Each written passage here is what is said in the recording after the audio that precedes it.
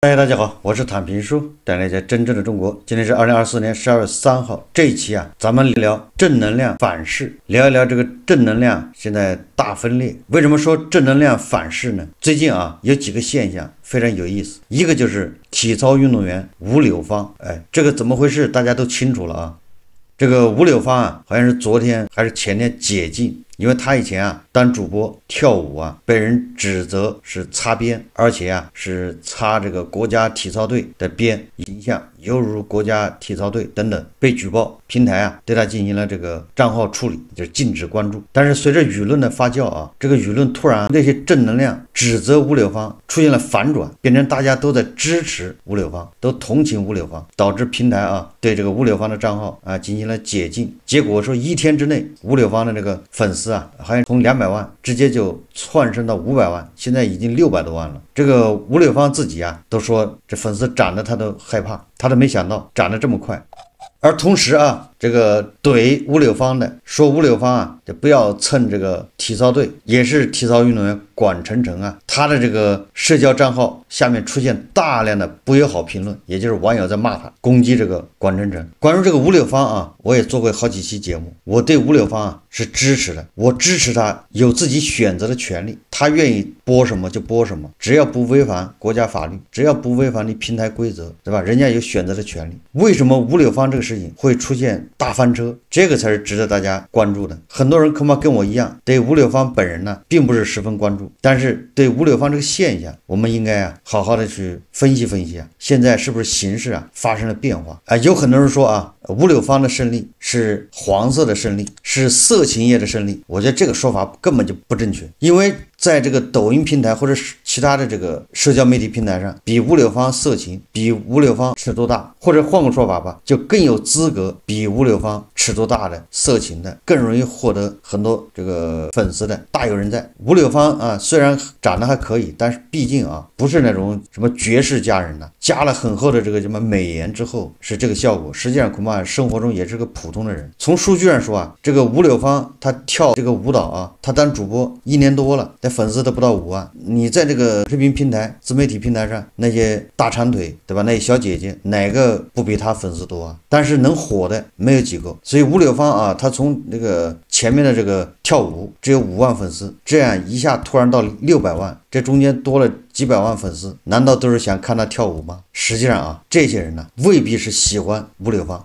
我刚才说了，这个抖音上面值得喜欢的多了去了，他们关注支持吴柳芳，实际上纯粹是因为对那些所谓的爱国正能量的反感。以管晨晨这个具象化的就是管晨晨他是评论对吧？他是代表正能量。网友说管晨晨身体里面住着一个老干部。这个管晨晨说吴柳芳你要擦就擦你的，不要给体操扣屎盆子了。所以说这个不是什么色情业的胜利。关注吴柳芳的不是冲他那个大长腿去的，他腿也不长，他整个身高这1.4米纯粹就是见不惯这些正能量，站着说话不腰疼，看不惯这些既得利益者，既傲慢又霸道，无知又蛮横，这个嘴脸对吧？出口就是政治正确，就是国家集体利益。先不管饿死不饿死，叫饿死事小，失节事大，对吧？你做什么事之前，你先考虑一下有没有影响到国家形象，有没有影响到这个体操队体操，有没有为国争光等等，这种为了集体可以牺牲自己，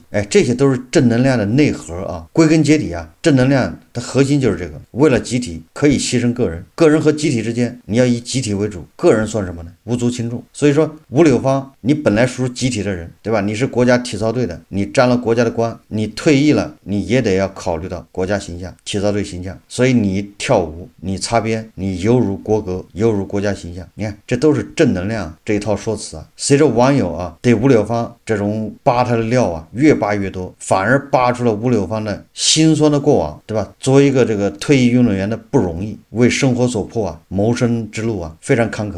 当老师又欠薪，进编制进不了，后来去主播又没粉丝，一天播6个小时据说工资很低，没人关注。这就是一个底层人就是大家的写照。大家每天为生活所迫，忙忙碌碌，但是呢赚钱太难。反过来也说明这些所谓的正能量这个既得利益者，这些人站着说话不腰疼，脱离群众啊非常严重，不食人间烟火。他们不知道赚钱这么难，他们不知道底层人生活的一个状况。虽然他们有的人本身也是底层人，但是他也认为，那你的集体可以牺牲个人，你应该就得忍着。这个吴柳芳他跳舞啊，跳了很长时间，粉丝只有5万。这个管晨晨啊批评吴柳芳之后，一下就是引起了关注，这些爱国正能量啊小粉小红立马集结起来，对这个吴柳芳大家批评，大家批判，连胡一静老师啊都呼吁，对吧？对吴柳芳要宽容包容。实际上吴柳芳啥也没做错，他没有错误，谈不上宽容包容。所以说啊，后面的这个舆论的翻车啊，并不是吴柳芳个人的胜利，也就是不是说大家喜欢他，而是存在更多的人呢是讨厌这些正能量，这些站着说话不腰疼的，站在道德的制高点上指责别人。有很多网友发现这个管晨晨跳的舞啊，那擦边擦得更厉害，他还搞双标，天下苦正能量9亿啊。当然了，也有人说啊，这是什么女权的胜利啊，什么女性觉醒主义胜利，我觉得这个也是胡说八道啊。这个作为这个舆论的焦点啊，管晨晨也是女性啊，吴柳芳也是女性，所以从女性的角度说问题啊，显然比较牵强附会，也不是什么女性觉醒主义，也不是什么女权。如果是吴柳芳跟胡一静老师俩对垒，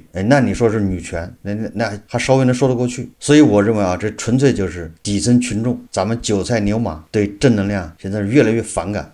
不光是吴柳芳这个事啊，大家想一想，最近发生的就是优衣库抵制新疆棉的事情啊，这个当然是一个误会啊。有这个西方媒体啊报道这个优衣库的这个老板，对吧？他在讲话的时候被这个断章取义了，晚上正能量又纷纷出动，号召抵制优衣库，结果这个舆论啊很快就翻车了，对吧？连这个国家机关啊，这个连外交部都看不下去。结果就是什么呢？结果就是那些号召抵制优衣库的人，他发现啊，这个优衣库的销量反而上涨了，优衣库的这个账号啊，粉丝啊，也是跟吴柳芳一样暴增。全国各地的优衣库啊，好像里面很多商品的抢购一空，这就是用事实打那些所谓的正能量的脸。你越号召抵制，人家越要去买，为什么呢？这个不是情绪化啊，这个绝对不是说反着来，纯粹是人因为大家都聪明了，我为我的自己的钱负责，我不为你的虚无缥缈的那什么那个主义那个集体去负责，我为我自己的钱袋子负责，对吧？当你失业的时候，当你按揭贷款还不上的时候，没有谁为你伸出援手说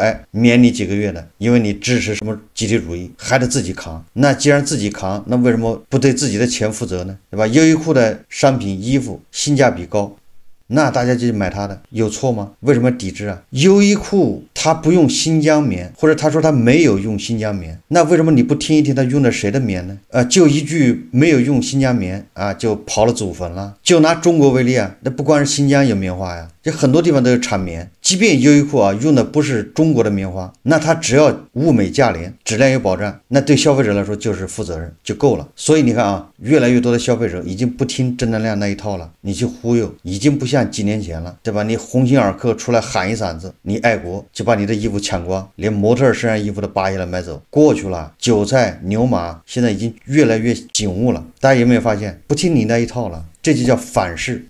这2天啊，有很多媒体报道，那个新加坡联合早报还有什么其他的媒体啊，都在转载啊，说分析师称消费者对华为 Mate 70手机的热情正在消退。全球证券和投资银行集团杰富瑞星期四在一份报告中提到，从星期二举行的 Mate 70发布会结束后，线上用户对新机的讨论热度和频率来看，中国消费者对这款手机的热情大减。报告说啊，杰富瑞原先预测华为今年手机出货量可达4800万台，但基于今年4月发布的Pro 70仅售500万台的情况来看， Mate 70的销售前景可能存在下行风险。 Mate 70的前代产品 Mate 60自去年发布以来已售出1200万至1300万台，低于最初预期的1500万至1600万台。杰富瑞在报告中说啊，我们认为 Mate 70最终销量可能低于 Mate 60，这意味着华为今年4800万台出货预测可能过高。这个外媒转载的时候啊，用的标题都是消费者对华为的热情消退，什么意思啊？打爱国牌已经累了，一波三折，坑了多少人呢？那水机过去吹得天花乱坠，消费者刚开始都靠这个一股热情支持国货，支持国产品牌买的，一腔热血，但是最后发现啊，交了智商税。刚开始还能忍，对吧？你既然支持国货，支持国产品牌，该交智商税就得交，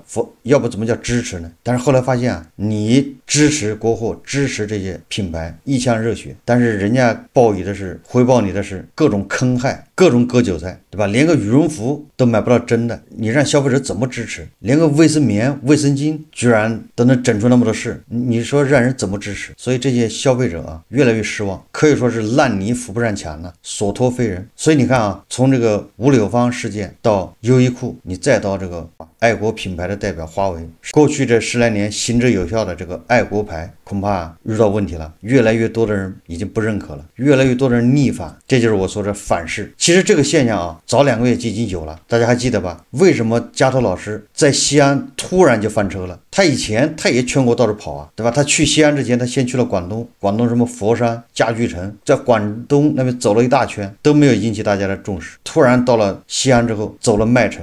加藤老师的口碑是不是直接翻车，全网讨伐？为什么呢？实际上就是到了一个临界点，就像水烧啊，你不停的加热，它到了沸点。这个跟加藤老师自身有关系，对吧？不作不死啊，但是跟这个环境也有很大关系，因为经济在下行，底层人呢，牛马韭菜越来越不满，压力越来越大。当他们发现啊，我们今天遇到的一切跟那些正能量说的完全相反，越来越多的人醒悟，再看到加藤这人丑陋的表演。所以加藤就翻车了。大家有没有发现，加藤翻车，他的滑铁卢就在西安，变成全网讨伐，变成后来一发不可收拾，变成现在对他进行禁言。实际上，大家看一看网上的舆论动向，已经发生微妙的变化。这个微妙的变化就是总结的，就是咱们韭菜，咱们底层的人生活越来越难。很多人就会去思考，为什么这么难？真的一切都是美帝惹的祸吗？这些正能量把矛头都指向美帝，一切责任在美方。但是毕竟有很多人会去反思啊，发现这些正能量说的都是反的，对吧？维维老师说了，普京让卢布跟美元脱钩，然后美国吓尿了，美元要爆，结果半年以后美元越来越强势，卢布爆了。那个香港卢教授天天在那儿鼓吹啊，汇率啊要到1:3，就是1美元换3人民币。你看今天啊，已经是7.3了。你说把人大牙都笑掉了，这都是些什么人呢？对吧？加藤老师疯狂的宣传，俄爹呢是越打越富，越打越有钱。这些反制啊宣传能起一定的作用，但是你一直这么反制下去，总有一天啊要翻车。那现在就是翻车的时候。实际上呢，这个后面汹涌的民意还在后面，因为随着经济下行，随着大家越来越难，越来越多的人就会发现这么难的根本原因在哪儿，对吧？明明咱们是第2大经济体，明明我们的 GDP 还有5%啊，这5%在全球都算快的，那为什么韭菜越来越难？现在啊，已经有越来越多的专家也在开始试图啊，在向大家阐释，对吧？是分配的问题。蛋糕既然不能快速做大，那最有效的办法就是分配，而这个分配不是拿小头分配，在这小头里面做文章。维维老师说的啊，大头在国家那儿，你在小头里面找平衡有什么用啊？越来越多的人会把矛头指向，对吧？你大头分的不均呐，你把大量的钱放到贵州山里面浪费掉了，没有产生效益。大量的医保的钱花在那些有特权的老干部身上，大量的钱浪费，贪污腐败就不说了，会有越来越多的人意识到这一点。大家想一想会产生什么现象？你这么花债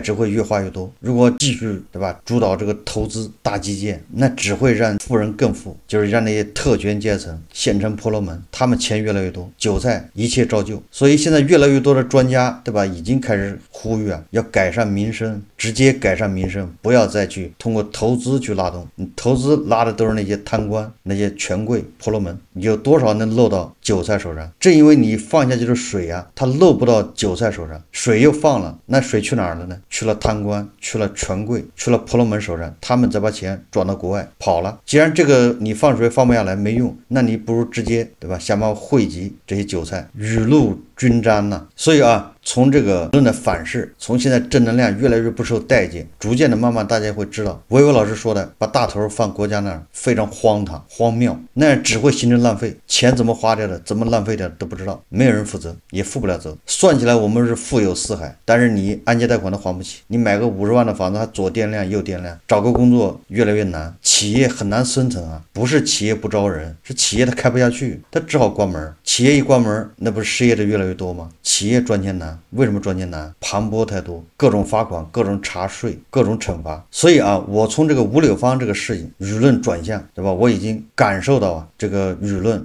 已经发生了微妙的变化。我以前就说过啊，中国人他不是不知道，很多中国人他是假装不知道。当然了，也有一部分人啊是忠实的夹头粉，是无脑，知识结构有问题。随着这些正能量啊，他们散布的这些观点一个一个的被戳破，谣言呢一个一个的被戳破，他们的信众啊也会发生动摇。我们对美国的贸易战我们进行痛骂，你看不惜要跟美国干一仗，这个大家知道吧？但是俄爹现在偷偷摸摸的，人家特朗普还没加税呢，特朗普还只是个构思啊，完了构思还是加10%啊，而且特朗普是他全球加呀，他不是对咱们中国一个国家加，他连墨西哥、加拿大都毫不客气，欧盟他也加，就这个啊，罪不容赦啊，罪大恶极，他们是强烈的反华派。但是一面呢啊，俄爹啊，人家悄无声息的给咱们加关税，加到55%，马上新能源汽车也要加，这次加的是跟家具有关的那些零配件、五金件呢。俄罗斯自从受这个美国、欧盟制裁之后啊，它的家具主要是从中国进口，那零配件，俄爹直接啊关税加55%，从0加到55%，而对这个欧盟呢，他反而没加，而且接下来要对汽车加税。那这些正能量屁都不放一个。薇薇老师说什么了吗？你说加头禁言了，他说不了，咱不清楚。薇薇老师说什么了吗？胡锡进老师说什么了吗？对吧？美国加10%关税就要跳起来骂，就要跟人开一仗。这俄爹加个55%，装作没看见。这些头部黄俄，这些正能量的粉丝情何以堪呢？怎么解释啊？所以啊，这些种种的这些大嘴巴子，把这些正能量小粉小红一部分就给煽醒了。原来他们啊，现在失业，找不到工作，收入低，买不起房，付不起彩礼，找不到女朋友，不是美帝的错，跟人美帝没啥关系。他们总有一天会发现，这些正能量为什么把矛头要对准美国，实际上就是为了转移视线。水可载舟，亦可覆舟，愚民政策不可长久啊！因为现在是信息时代啊，所以咱们这个频道啊，为什么说那些正能量小粉小红老说咱们唱空呢？我们是坚持实事求是。你实事求是，要是正确认识到问题，你只有正确认识到问题，才不会出现这种180度反转、翻船翻车、车毁人亡。正确认识问题，正确就是勇敢面对问题，对吧？要去解决问题。你老想掩盖问题，对吧？老拿地方美帝来垫背，让他来背锅，有什么用呢？对吧？是自己的问题，自己承认，自己去解决。愚弄韭菜，靠愚弄这些牛马不可持久。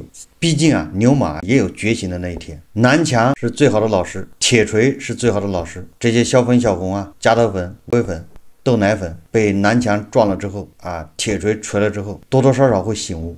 所以啊，以前啊，靠打爱国牌、割爱国韭菜的，搞爱国流量的，恐怕往后日子不太好过。或许啊，买单的时候到了。好，这期节目我们就聊到这里，感谢大家收看。如果喜欢我的节目，欢迎订阅转发，也可以在下方留言评论，谢谢大家。